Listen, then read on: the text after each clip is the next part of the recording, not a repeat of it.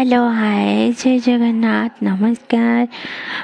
एटा माछ चर्बी तो मुझे माछ चर्बीर गोटे रेसिपी नहीं आसी। तो माछ चर्बी को आप करके खाइबे, देखिए बहुत बढ़िया लगे, पखाल सहित खाइबे। मु खाई थी आज फर्स्ट टाइम बनाऊँगी निजे, तो केमती लगुच मुझे फर्स्ट टाइम करुँची। तो यहाँ आग माछ चर्बीटा को भल धोई देकी मुझे रखी तापर से हल्दी गुंड लुण आउ लंका गुंड बेसन गोलेकी बस ताको एबे थोई देइछि भलरे। तापर थोई देकी गोटे तवे से कौन कजे टिके सोरिष तेल मु देदेली। आ सोरिष तेलटा टिके ना वो भलरे ताती गला परे मीडियम फ्लेम रे रखिकी से माछ चर्बी की जो गोलेकी रखी तापर थोई देबे।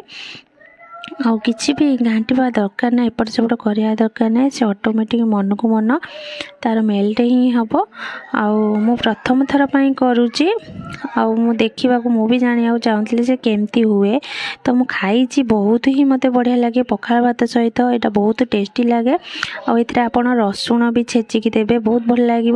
तो मु प्रथम थर पर कली बहुत भी भल लगिला। आ सोरिष तेलटा मु जानी नथिली जेहेतु मु अधिक दे देइछि। तो आपण टिके जस्ट पकेबे, सोरिष तेल देवा भी दरकार ना, कारण जेहेतु चर्बी तो से तेल बाहर। मु खाई थरे दी थर मत बहुत भल लगी बोली मते भी टिके इच्छा है मु निजे टिके करी। तो फर्स्ट टाइम मु करी आ बहुत ही बढ़िया लगिला। देखो ताको किसी भी एपट सेपट करवा दरकार ना, से मन को मन हो मीडियम फ्लेम रे करेंगे, बाकी टिके लगी तो टिके नागु देखिए ना गोटे साइड से जली जीव टिके नागु। तो ये मोर एपट सेपट कर देइछि। आउ देखंतु केते से हेई आसिलानी। आउ सेमती ऊपर देखिकी नहले काढ़ी देबेनी, कारण सेटा एमती ऊपर दिसुची, कारण भिजी मझिरु भी हेबार अछि। तो से टिके नाकु भी लास्ट को टिके नाकु सिम करके एपट सेपट करी देबे। देखो केते तेल एथरू अच्छी, आ मु भी तेल दे देइछि। प्रकृत में एते तेल दबा दरकार ना, अल्प जस्ट टिके नाकु तेल देबे। आ देखो माछ चर्बी एबे भाजी थी से रेडी हो जाइछि।